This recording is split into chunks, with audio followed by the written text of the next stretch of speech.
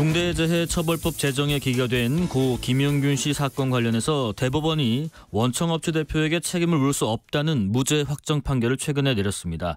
지난 5년간 노동 현장과 법안에는 어떤 변화가 있었는지 김용균 씨 어머니이자 김용균 재단 김미숙 이사장 그리고 태안화력발전소에서 일하고 있는 이태성 발전 비정규 노조 간사 모셨습니다. 안녕하십니까? 어서 오십시오. 안녕하세요. 안녕하세요. 반갑습니다.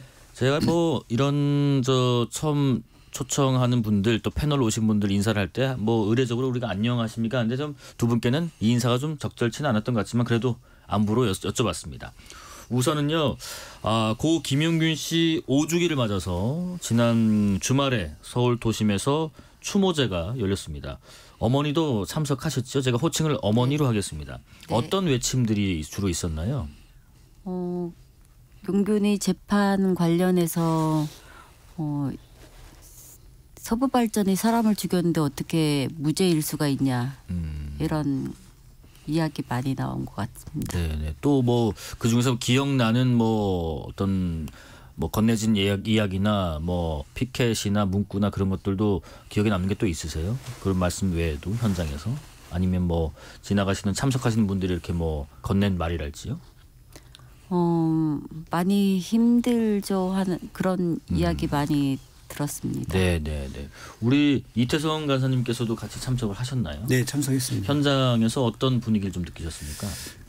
어쨌든 24살의 청년 노동자의 안타까운 죽음이 있지 않습니까? 네. 그래서 일하다 죽지 않게 그리고 특히나 차별받지 않는 노동 현장 그리고 매일 죽어서 노동 현장에서 안타까움을 죽음을 맞이하는 사람들 예. 그리고 12구 이태원 참사 유족들도 같이 오셨기 때문에 시민 참사에 대한 것들을 많이 이야기하시면서 안타까운 마음을 전해주시기도 했지만 네네. 위로의 따뜻한 말씀도 많이 주셨습니다. 그러셨군요. 조금만 마이크 쪽으로 가까이 오셔도 될 것 같습니다. 또 지난주에 그 대법원 판결이 앞서 말씀드린 것처럼 있었습니다.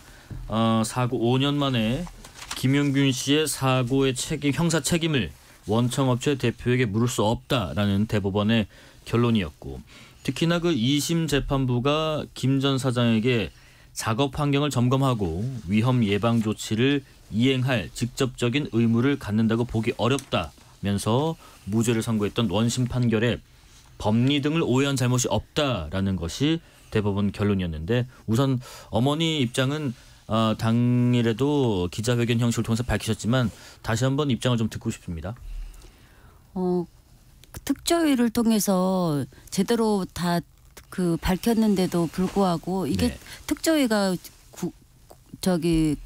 나라가 이렇게 만들어서 이렇게 특조위를 해갖고 제대로 밝혔는데도 불구하고 네.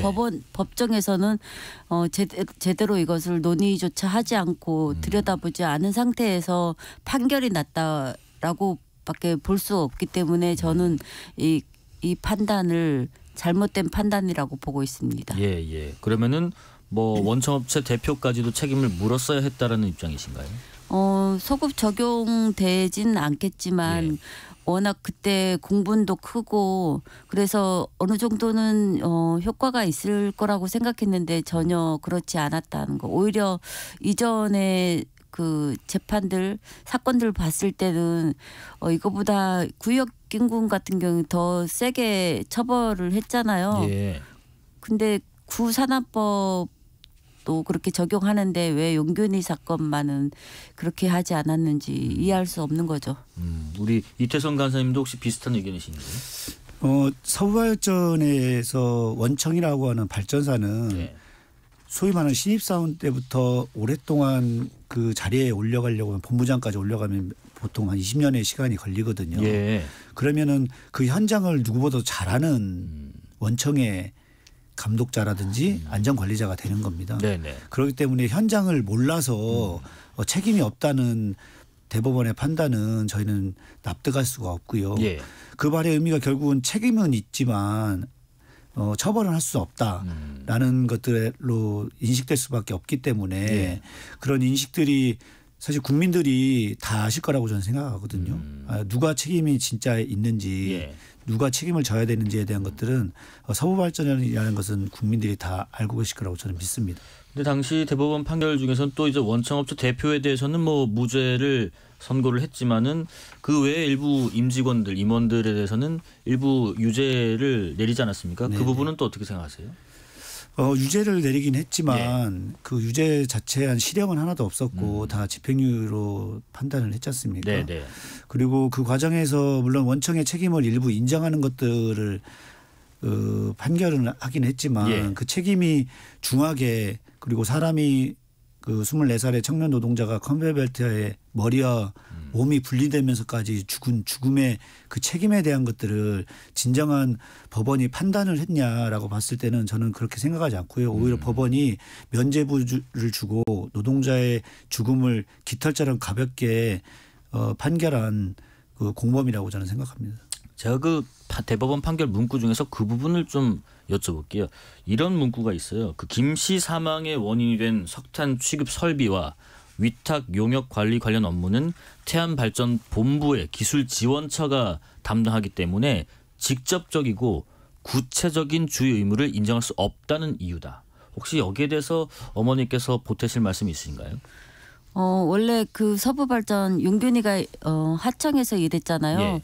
근데 원청에서 다 작업 지시를 구체적으로 하고 있고 월급도 거기서 주는데 어떻게 모든 권한은 이렇게 강하게 있으면서 책임에는 하나도 안 지겠다는 건지 전 납득할 수가 없습니다.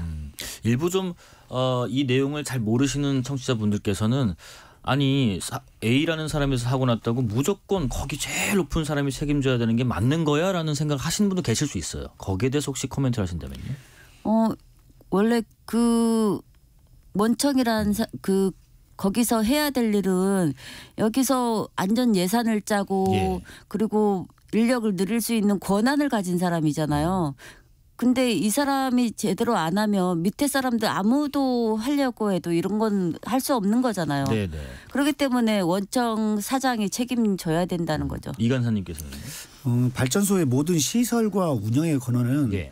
발전사에게 있습니다. 그렇기 때문에 그 하청업체가 그 업무라든지 그 일을 할 수 있는 공간에 예. 다른 방식의 변형을 전혀 줄 수가 없거든요. 그렇기 때문에 모두 원청의 지시를 받고 저희가 일부 그렇게 되면 이제 원청이 어떤 방식으로 지시를 하냐고 또 물어볼 수 있으시잖아요. 예. 그 일상적으로 저희 카톡을 보낸다든지 문자 메시지, 유선 통보를 통해서 업무 절차를 절차서대로 이행하지 못할 수 있는 방식으로 업무 지시까지 하거든요. 예. 그런 거기 때문에 사실상 원청이 모든 책임을 지시를 하는 형태로 업무를 하기 때문에 원청이 강한 책임을 저는 물어야 된다고 생각합니다. 판결 얘기 이후의 내용도 좀 여쭤볼게요. 김용균 씨의 사고 이후에 지금 중대재해처벌법이나 산업안전보건법 전부 개정안 만들어졌는데 지난 5년 동안에 노동 현장에서 혹시 안전에 대한 체감은 어떻게 좀 분석해 계신지, 예를 들면 뭐 또 사업주나 안전관리관들이 좀 더 경각심을 갖고 일을 하고 있는 것 같이 느껴지시는지요, 어머니께서? 제가 보기에는 이제 산안법 통과되고 예. 중처법 이제 이후에 조금은 이제 경각심은 있지만 또 뭐 50인 유예라든지 그동안 3년을 그 2년을 유예하고 3년을 기간을 줬잖아요. 안전해지도록 만들어라 그런 조건에서 유예를 했는데 지금까지 아무것도 안 하고 있는 상태에서 또 그렇게 하는 것은 네. 유예를 시키는 것은 똑같은 상황이 반복될 수밖에 없고 이게 오히려 법 취지가 무력해지는 거 아닌가 그 생각합니다. 이 간사님 그 왜 발전소가 네네. 안전 수칙을 손보고 설비 정비를 마쳤다. 그리고 2인 1조 작업을 지키고 있다. 이런 입장인 거죠? 네네네. 지금 그 입장에 대해서 혹시 설명해 주실 부분이 있으실까요? 용균이가 예. 죽고 가장 발전소 현장이 바뀐 것이 옆에 누군가 있는 것입니다. 2인 1조. 바로 2인 1조. 예. 예. 위험 사고가 발생을 했을 때 용균이도 컨베이어 벨트가 쌩쌩 그 기동되고 있는데 본인의 머리를 벨트로 이렇게 점검할 수밖에 없었잖아요. 그때 만약에 비상정지 장치를 동작시킬 누군가 있었다면 용기는 죽지 않았을 거거든요. 예. 그렇기 때문에 발전소 현장의 2인 1조는 지금 잘 이행되고 있는 것이 가장 큰 장점이라고 볼 수 있고요. 예, 예. 그리고 시설 투자도 굉장히 많이 하긴 했습니다. 예를 들면요. 발전소에 발전사별로 5개 발전사가 있는데요. 예. 대략 1조씩을 해서 5조 정도의 그 금액적 투여를 통해서 안전장치라든지 비상정지장치, 방호, 울 같은 것들을 많이 만들었어요. 그래서 현장의 안전장치는 많이 됐는데 여기에서 또 한 가지 좀 지적할 부분은 있습니다. 말씀하세요. 네. 그럼에도 불구하고 물론 서울발전 같은 경우는 최근 5년 동안 중대재해가 단 한 건도 없었습니다. 예. 네. 물론 안전사고는 있었습니다. 안전사고까지 없다는 것이 아니라 누군가 죽질 않았다는 거죠. 그런데 이게 다른 발전사로 확산되지는 못했습니다. 예, 그래서 최근에 저희가 확인해 본 결과 예. 5년 동안 198건의 안전사고가 발생을 했는데요. 네네. 이 중에 163건이 안타깝게도 하청업체 소속의 노동자로 82%를 차지하고 있습니다. 혹시 그런 오해를 하실 분도 있으실 것 같아요. 네. 아주 단순하게 물리적으로 거기서 일하는 분들이 많기 때문에 안전사고가 더 많이 난 것 아니야? 이렇게 되묻는 분도 계실 수 있을 것 같아요. 네네. 거기에 대해서는요. 인력 비율을 그래서 확인할 필요는 있는데요.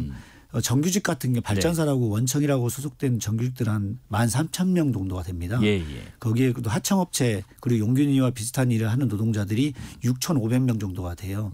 그러면 그 비율을 봐도 원청이 훨씬 더 인원수가 많기 때문에 안전사고가 더 높은 빈도를 차지해야 되는데 네. 그렇지 못하는 이유가 바로 하청 노동자들이 일하는 구간 자체가 굉장히 어려운 컨베이어벨트 일과 예, 예. 물체를 많이 사용하는 일, 그다음에 추락이라든지 떨어짐, 부딪힘 이런 것들의 작업 공간이 그 대부분을 차지하고 있기 때문에 여기에 83%에 달하는 안전사고가 발생할 수밖에 없었던 것이고 예, 예. 그리고 뭐 4명의 또 사망자가 안타깝게도 최근 5년에 하청업체에 집중됐다는 걸 확인할 수 있었습니다. 예. 이태성 간사님께 요 보충 좀 하나 더 드리고 어머니께 또 여쭤볼게요. 그러면은 지금 특조위에서는 네. 비정규직의 직접 고용 이런 거를 또 권고하기도 하더라고요. 네네. 노동자들의 고용 형태나 구조가 혹시 바뀌는 추세인지 그리고 이런 직접 고용이 왜 필요한지 궁금합니다. 문재인 정부 때 예. 사실 용균이가 죽고 1년 후에 합의를 했는데요. 그때 용균이와 같은 업무를 하는 노동자들을 정규직 전환을 하겠다라고 약속을 했습니다. 예. 그러니까 공간 자체가 발전소라는 게 전기를 생산하는 것이 어느 한 업무를 떼어놓고 할 수 없는 흐름 공정이라고 하거든요. 저희는. 네네. 그렇기 때문에 여기에 이중적인 고용 형태가 필요한 것이냐라는 물음들이 있었던 것이고 이런 것들을 해소하는 방법으로 그리고 김영균 같은 노동자가 다시는 발생하지 않도록 위험의 외주화 그 위험의 외주화가 다시 죽음으로 연결되는 이런 고리를 끊기 위해서는 정규직 전환이 필요하다. 그리고 원청과 똑같은 신분을 가진 노동자들이 일을 함으로써 보다 국민에게 안정적으로 전기를 공급할 수 있는 체계를 만들자라는 것들이 약속이 됐었는데요. 5년이 지난 지금에 단 한 명의 노동자도 정규직 전환이라든지 외주화된 업무가 아닌 발전소의 업무를 원청에 소속을 하는 노동자들은 한 명도 없습니다. 어머니께서 조금 보충해서 설명해 주시겠어요? 뭐냐면은 왜 비정규직이 아니라 고용 형태가 정규직으로 원청에 소속돼야지만이 안전할 수 있는가? 위험이 그만큼 원청이 다스릴 수 있으니까. 지금 원하청이 나눠져 있고 예. 내 직원이 아니라고 그리고 또 내 사업장이 아니라고 그냥 아예 그쪽하고 관심을 끊잖아요. 그렇기 때문에 여기에 무슨 위험성이 있는지 어떻게 부당한 일이 있는지 이런 것들이 원청은 아예 관심이 없어요. 그러다 보니까 예. 하청에서 인력이나 예산이나 이런 것들을 뭐 원청이 넉넉히 지불해 주는 것도 아니고 그런 환경 속에서 하청은 하청에서 할 수 있는 조건이 아닌 거죠. 예, 예. 그만한 어떤 여건도 그렇고요. 좀 불비한 부분이 있나 보네요. 이 간사님, 요것만 좀 더 하나 여쭤볼게요. 혹시 계약 기간 연장이나 노무비 직접 지급 뭐 이런 것도 일부 이루어지고 있나요? 네네. 계약 기간 예. 연장은 어쨌든 지금 아직 정규직 전환이 안 되고 그리고 정부에서 당정 합의로 발표했던 내용들 중에 계약 연장 조건도 있습니다. 원래 네. 3년마다 한 번씩 하던 입찰을 고용 안정성을 기반으로 한 것들을 마련하기 위해서 6년으로 연장을 하게 됐는데요. 예. 근데 이게 1차 하청업체는 그나마 이런 것들을 마련하는 것들이 이행되고 있긴 한데 최근에 저희가 확인해 보니까 예.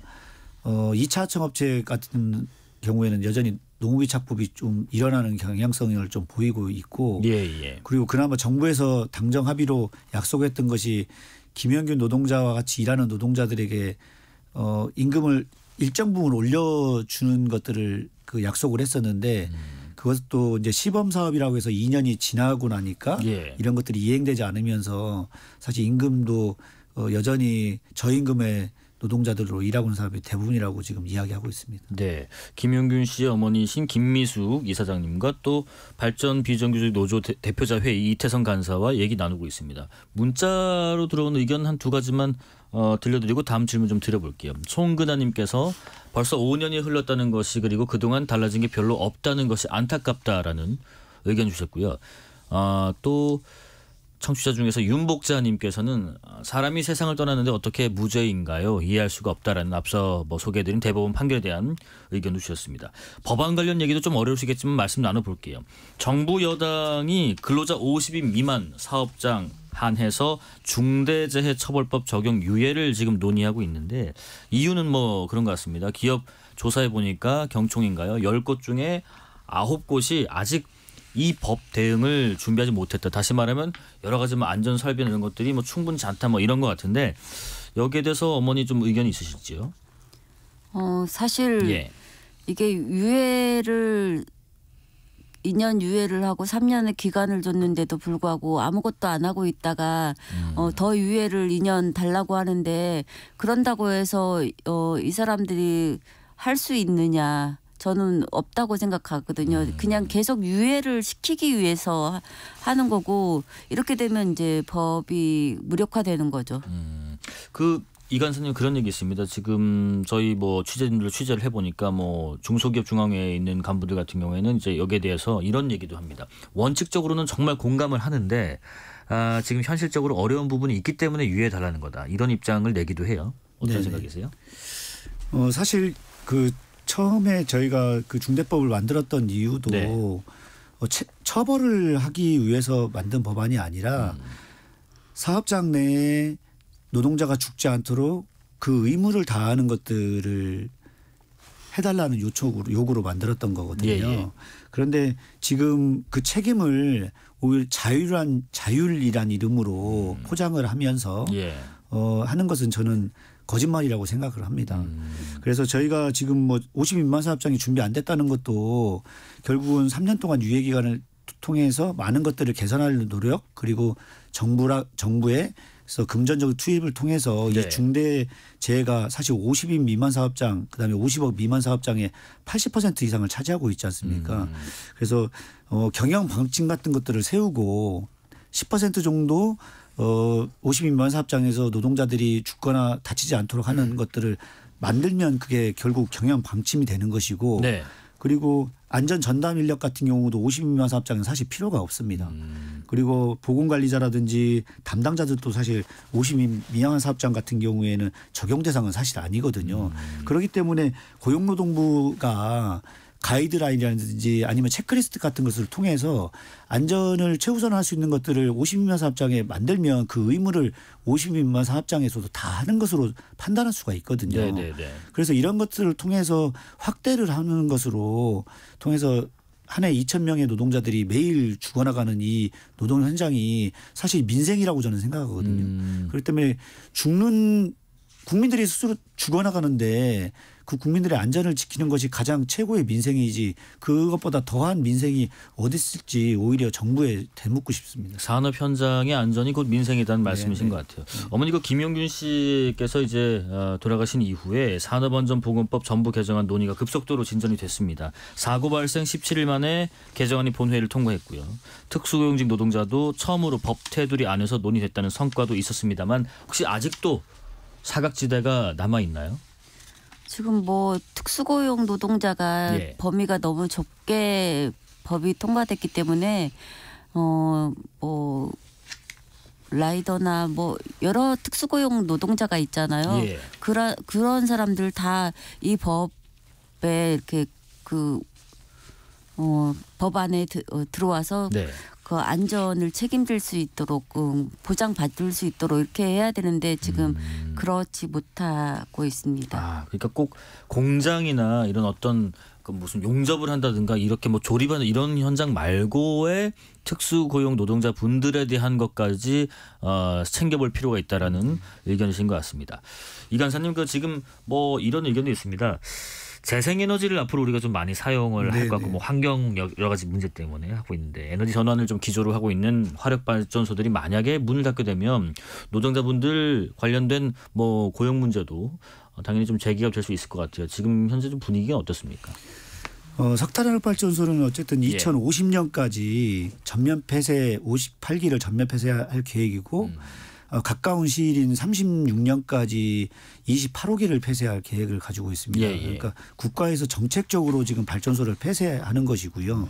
거기에 따른 노동자 고용 문제가 이제 발생을 하는데 제가 아까 말씀드렸던 발전소 노동자들이 대략 정규직은 13,000명, 비정규직은 8,000명 정도가 있기 때문에 2만 명 정도 노동자가 있거든요. 그래서 이 정부의 정책으로 국가가 어떻게 노동자를 해고하는 것입니다. 그렇기 때문에 이런 해고에 대한 정책을 촘촘히 좀 만들 필요가 있는데 지금 당사자들과 대화를 한 적이 한 번도 없습니다. 제가 정부 관계 부처에 있는 소위 말하는 산자부라든지 고용노동부를 만난 적이 없어요. 이게 지금 그 에너지 정책의 그 방향성이고 그리고 공정과 상식, 정의 이런 것들을 통해서 노동자들과 제대로 된 에너지 정책을 좀 만들어 나갈 필요성이 있는데 그런 거버넌스도 지금 구축되어 있지 않기 때문에 현장의 노동자들은 사실 그 먹고 살 것도 없는데 발전소가 폐쇄되는데 어떻게 정의로운 전환을 이야기할 수 있느냐 이런 또 볼멘 소리도 좀 하고 있는 지금 상황이기도 합니다. 제가 마지막 질문은 그 시청자 의견이 들어온 문자를 좀 읽어드리고 두 분께 공통적으로 드려볼게요. 청취자 중에서 임동우님께서요. 20년 넘게 제조업 품질 담당 부서에서 팀장으로 일했던 사람입니다. 중요한 것은 현장을 조금이나마 경험하지 않은 사람은 그 위험성과 그 무서움을 모른다는 것이고 현장에서 오래 근무한 사람들은 그 위험성에 무감각해진다는 것입니다라고 하셨고요. 이경희님께서는 회사의 업무관리 소홀로 사람이 목숨을 잃었는데 피해자의 가족이 직접 나서서 설명을 해야 하는 현실이 슬픕니다. 전문가와 정치권 좀 더 현장에 관심 가졌으면 좋겠습니다라는 의견을 주셨습니다. 자, 우선은 어머니께 여쭤볼게요. 청년 노동자 또 그중에서도 비정규직 하청 노동자분들이나 혹은 정치권 또는 사업주에게 하고 싶은 말씀이시면 좀 하시면 좋을 것 같습니다. 저희도 똑같은 사람입니다. 목숨 하나밖에 없고 제 자식이 그렇게 말도 안 될 그런 현장에서 목숨을 잃었는데 이게 저의 문제뿐만이 아니고 우리 사회의 많은 가족들의 문제입니다. 그렇기 때문에 기업주가 안전 책임을 져야 하지 이 사람들이 가정이 파탄나지 않습니다. 그것은 기업을 하는 사람으로서 당연히 해야 될 일이라고 생각합니다. 우리 이태성 간사님. 더 이상 발전소 현장이고 노동 현장에서 김영과 같은 노동자를 만나고 싶지 않습니다. 그러기 위해서는 우리 사회가 과연 어떤 문제를 해결할지에 대해서 고민해야 될 것 같고요. 그 첫 번째 시작이 바로 중대재해처벌법의 온전한 시행입니다. 50만 미만 사업장으로 유예하는 것이 아니라 아까 말씀드린 것처럼 노동자의 죽음이 가볍게 여겨지지 않고 온전하게 그 죽음을 평가하고 제대로 이행할 수 있는 것이 바로 민생의 출발이라고 저는 생각하기 때문에 그런 측면에서 봤을 때 정치권도 정치적 거래가 아니라 반드시 국민들의 목숨으로 이 법안이 만들어졌던 것을 기억하면서 온전히 시행될 수 있도록 해 주시길 바라고요. 마지막으로 국민들께서도 유가족들이 나와서 본인의 예, 이렇게 아픔을 많이 호소를 하시잖아요. 예. 근데 그게 언젠가는 내가 될 수도 있고 나의 가족이 될 수도 있고 나의 친구가 될 수 있다는 생각을 가져주시고 그런 죽음이 노동연사에 다시는 발생하지 않도록 많은 관심과 함께 싸울 수 있어 주셨으면 좋을 것 같습니다. 예. 저도 조금만 더 예. 저도 그냥 세월호가 내가 저 사람들 얼마나 아플까 이 생각했지 제가 당할지 몰랐습니다. 거의 대부분이 유족들은 이런 이야기를 했습니다. 그것처럼 사회가 안전하지 않으면 가족의 안전을 보장받을 수 없습니다. 그러려면 사회를 안전하게 만들고 그다음에 우리 가족이 그 속에서 살 수 있도록 만들어야 될 것 같습니다. 예. 근로복지공단이 최근에 조사를 보니까 3년간에 하루당 2.3명이 일터에서 숨졌는데 특히 사망자 10명 중에서 8명은 50인 미만 사업장 소속이었다고 합니다. 중대재해법 시행 후에 준비가 얼마 됐을지 모르겠습니다만 2년이 지났고요. 오늘도 또 다른 김용균이 일터로 향하고 있는 것 같습니다. 김미숙 사단법인 김용균재단 이사장, 이태성 공공운수노조 발전 비정규직 노조 간사와 이야기 나눴습니다. 고맙습니다. 맞습니다. 감사합니다. 실시간 교통정보 알아보겠습니다. 교통정보센터 공인혜 씨 나와주세요.